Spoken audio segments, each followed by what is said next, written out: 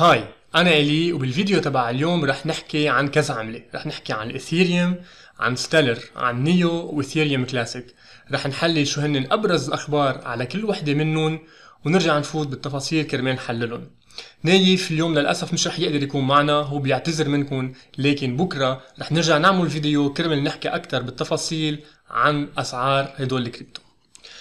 قبل ما بلش هذا الفيديو حابب أعلن عن دورة جديدة، وهيدي الدورة هي خصوصي بالبلوك تشين. صحيح نحن آخر دورة عملنا دورة تحليل للعملات الإلكترونية، لكن عم نحس إنه بالسوق في كتير طلب على عالم تفهم بالبلوك تشين، وخاصة بالشرك الكبيرة. هدول الشرك أكتريتهم بدهم يبلشوا مشاريع بالبلوك تشين وعايزين عالم بيفهموا بالبلوك تشين. كرمال هيك بهيدي الدورة رح نحكي شو هي تكنولوجيا البلوك تشين، وين عم نقدر نشوفها، وكيف إذا بدنا نبلش بروجكت بلوك تشين شو القصص يلي عايزينها. هيدي الدورة رح تفيد أي شخص بيشتغل بشركة حب يتحط بلوك تشين عندها. كمان أي شخص حابب يبلش هو مشروع لحاله كمان رح يقدر يستفيد ويعرف من وين لازم يبلش. لكل العالم اللي حابة تشترك فيكم تروحوا على الويب سايت cryptomina/دورات وتتسجلوا باللينك هون. إذا بنرجع على الأخبار، أول عملة رح أحكي عنها هي عملة الإثيريوم. عملة الإثيريوم، في أحد من الباحثين يلي بيشتغل عند IBM أعلن إنه إثيريوم إذا راحوا على البروف اوف ستيك هيدا خطر على الإثيريوم. مثل ما فينا نشوف هون، هيدي الباحثة هي اللي أعلنت هيدا الشي، وبالبرزنتيشن تبعيتها هي قالت جملة كتير مهمة يلي فينا نشوفها هون، إنه البروف اوف ستيك هو مشكلة كبيرة للإثيريوم. هو رح يعطي قوة للعالم يلي معهم كتير إثيريوم كرمال يقدروا يتحكموا بهيدي البلوكتشين. لكن هيدا الشيء مش صحيح ابدا، لانه اليوم اذا نحن بدنا نقارن البروف اوف ستيك يلي معقول ينحط على الاثيريوم على البروف اوف وورك يلي اليوم عم ينعمل على البيتكوين، اليوم كرمال نحن نبلش نعمل مايننج على البيتكوين عايزين كابيتال ومصاري كتير كبيره. لانه اليوم اول شيء مكانات المايننج كتير غاليين، تاني شيء كرمال نبلش نطلع مصاري يعني نكون ربحانين بالمايننج تبعيدنا لازم نشتري كتير مكانات. وهيدا كمان يلي بدل انه اليوم اذا نحن ما عنا كتير مصاري ما فينا نعمل مايننج للبيتكوين ونحن نكون ربحانين. اما بالبروف اوف ستيك زيت شي كمان لازم يكون عنا كتير توكن من الاثيريوم كرمال نعمل البروف اوف ستيك. هلا هون انا ما بوافق ابدا الراي على انه العالم يلي معهم مصاري بالاثيريوم هن رح يتحكموا بالنتورك، لانه فينا نقول زيت الشي للعالم يلي معهم مصاري ان كان بيتكوين او دولار كرمال هن يقدروا يتحكموا بالمايننج تبع البيتكوين. لكن يلي انا هون بوافق الرأي انه البروف اوف وورك يلي هو عم يستعمل الكهرباء بيختلف عن البروف اوف ستيك يلي عم يستعمل اثيريوم توكن. ليش؟ بالبروف اوف وورك نحن عم نجيب ريسورس يلي هي الكهرباء، الطاقة، خارج الايكو سيستم تبع البلوك تشين والكريبتو كارنسي، بينما بالبروف اوف ستيك نحن ما عم نجيب شيء خارج هيدا الايكو سيستم. يعني ما في اي صلة بين عالم الكريبتو والعالم الخارجي. بينما بالبروف اوف وورك بما انه عندنا الكهرباء والعالم ضروري تدفع كهربتها بالدولار او بغيرها من العملات المحلية، هون نحن عم نعمل صلة مهمة بين العالم الخارجي يلي هو عم يستعمل الدولار او غيرها من العملات وبين العالم تبع الكريبتو. وهيدا الصلة كتير مهمة، لانه لما يكون في عنا شرك هن مبنيين على انه يعملوا مايننج ما فينا بكره نجي ونطيرهم كلياتهم، لانه هن في عندهم مصاريف وعالم عم يدفعوا لهم بالدولار. بينما البروف اوف ستيك اذا اجينا وطيرنا كل شيء، مثلا المايننج من الاثيريوم هو كله عالم واحد، يعني مثل كانه نحن عم ناخذ هذا العالم ونكبه لبرا، وبما انه منه موصول بالعالم الخارجي اسهل هو كرمال ينمحى. اذا اخذنا مثل مايننج فارم اليوم بالصين، هيدي المايننج فارم اليوم عم توظف عالم، عم تدفع كهرباء، عم تدفع تاكسز للدولة، كل هيدول عم يندفعوا بالدولار، يعني هي عم تقوي الاقتصاد تبع هذا البلد يلي هي عم ينعمل مايننج فيه. بينما البروف اوف ستيك بما انه رح تضل بس على التوكن، يعني نحن ضروري يكون عندنا توكن كرمال نعمل مايننج، ما في عالم من برا هيدا الايكو سيستم تبع الكريبتو هن عم يستفيد. هيدا اليوم الفرق الوحيد اللي انا بلاقيه بين البروف اوف وورك والبروف اوف ستيك. اكيد انا بفضل البروف اوف وورك لانه في صله مع العالم الخارجي، لكن البروف اوف ستيك هي معقوله تنحط كرمال نوفر كهرباء. بس هيدي الباحثه يلي قالته هون بهيدي الجمله انا ما بوافقها ابدا الراي. ان كان البروف اوف وورك او البروف اوف ستيك كرمال ينعمل لازم الشخص يكون عنده مصاري كرمال يبلش يعمل مايننج. تاني عملة بدي احكي عنها واللي هي عملة النيو. اذا بتروحوا على كون ماركت كاب بتنزلوا بتطلعوا بتحسوا انه كل الماركت طالع.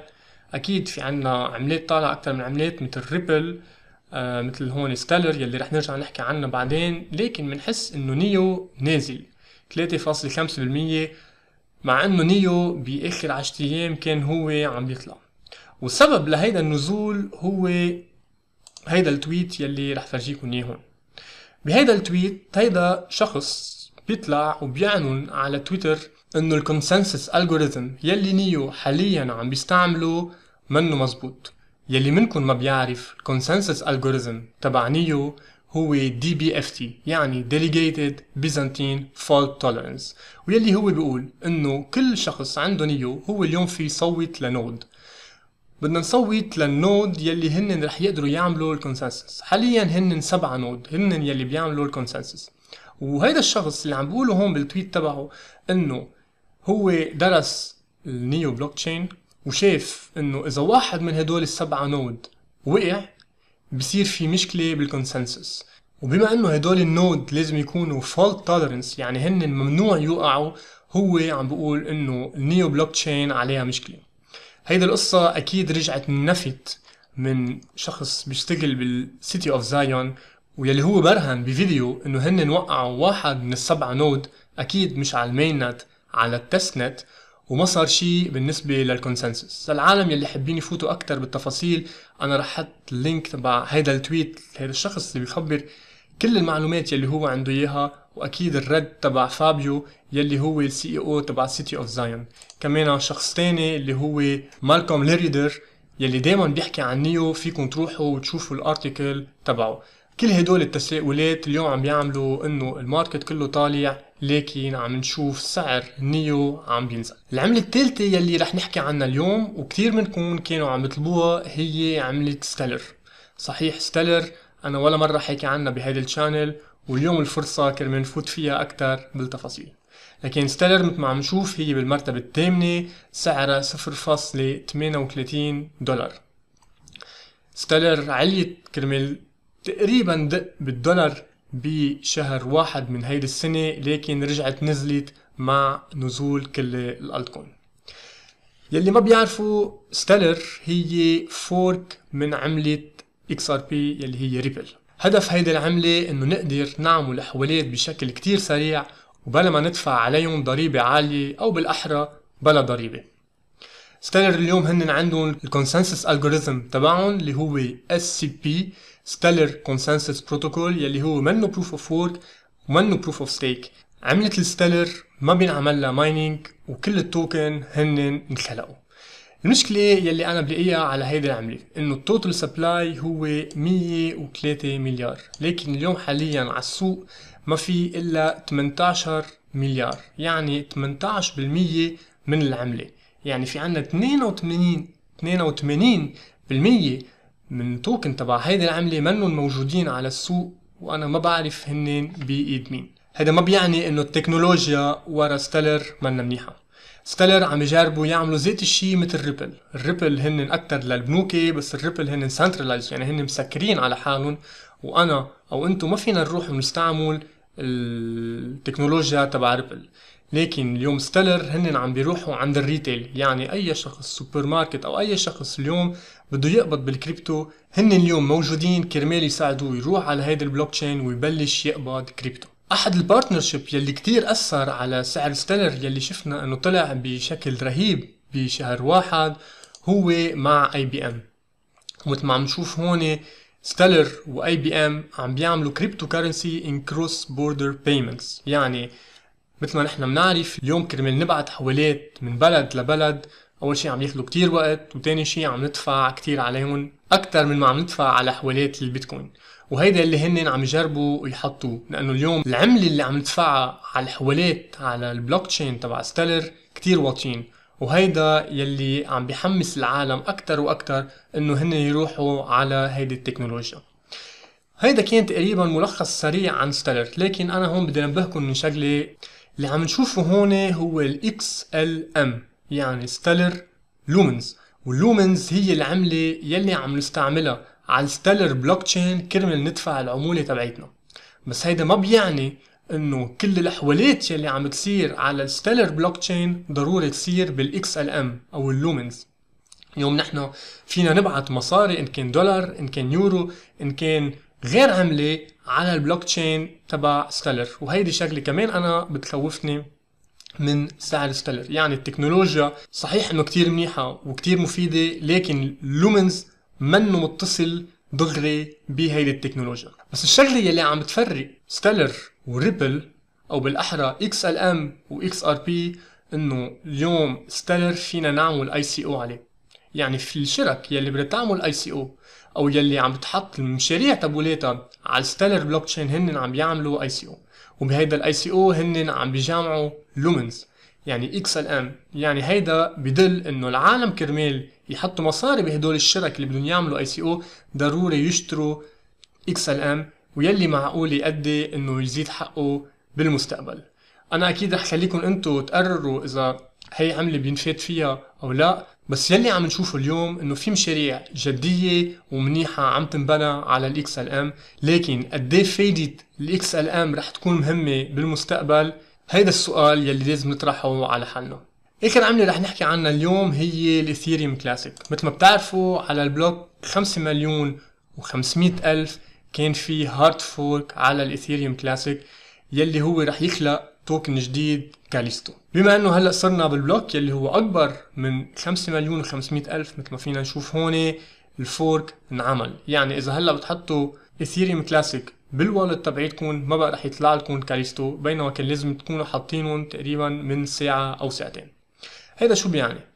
يعني بوقت معين رح ينعمل سناب شوت، يعني صورة للبلوك تشين، وكل شخص عنده اثيريوم كلاسيك بالمحفظة تبعيته رح يطلع له كاليستو. بس هيدا ما بيعني اذا انتم حاطين مصرياتكم على اكسشينج او بالاحرى الاثيريوم كلاسيك تبولاتكم على اكسشينج انتم رح يطلع لكم كاليستو. مثل ما فينا نشوف هون بيتريكس يلي هن صرحوا انه هن ما رح يعطوا كاليستو للعالم يلي عندهم اثيريوم كلاسيك. بينما اذا انتم كنتوا حاطين الاثيريوم كلاسيك تبولاتكم على محفظة يلي عندكم البرايفت كي مثلا الليدجر او غيره من المحافظ يلي عندكم برايفت كي، اكيد رح يطلع لكم الكاليستو. شغله هون حبيت شيرها بالنسبه للاثيريوم كلاسيك يلي هي لفتت لي نظري. اذا بنروح على كوين ماركت كاب بنشوف انه اثيريوم كلاسيك سعره ما كتير تغير تقريبا باخر كم نهار، وهو بعده بالمرتبه ال15 وسعره $27. لكن اذا بروح اشوف عدد الترانساكشن يعني الاحوالات يلي عم بينعمل على الاثيريوم كلاسيك مثل ما فينا نشوف هون هيدي اخر سنة بنشوف صعود كتير مهم باخر كم جمعة. وهيدا شي كتير مهم لانه اليوم كل ما نحن نستعمل بلوك تشين اكتر كل ما قيمة هيدي البلوك تشين عم بتزيد، وكل ما يكون في حوالات اكتر على هيدي البلوك تشين كمان كل ما تكون قيمتها عم بتزيد. الشغلة التانية يلي لفتتني نظري انه مش بس العالم الموجودين اليوم على بلوك تشين تبع اثيريوم كلاسيك هن يلي عم يستعملوها، لكن عم نشوف عالم جديدة عم تروح على هاي البلوك تشين. مثل ما فينا نشوف هون عم فوت على اكتيف ادرسز، يعني قديش عدد الادرسز يعني المحفظات يلي هي عم بتكون حيوية عم تشتغل على هاي البلوك تشين. كمان هون بنشوف صعود رهيب بعدد المحفظات اللي هن على الاثيريوم كلاسيك. يعني هذا بيفسر انه العالم مهتمة اكتر بهيدي التكنولوجيا كرمال تستعملها اكتر واكتر. هيدا كان كل شي لليوم. بكره رح نكون مع نايف كرمال نحكي باسعار الكريبتو كارنسي يلي انتو كتبتوا لنا اياهم تحت. اذا كمان حابين تاكدوا الكريبتو يلي انتو بدكم ايانا نحكي عنها كمان برجع بقلكم اكتبوا لنا اياهم تحت بالكومنت. وللعالم يلي حابة تتسجل بالدورة وفي عندها مشاكل فيكم تحكونا على التليجرام او تبعتوا لنا مسج هون على الويب سايت. شكرا.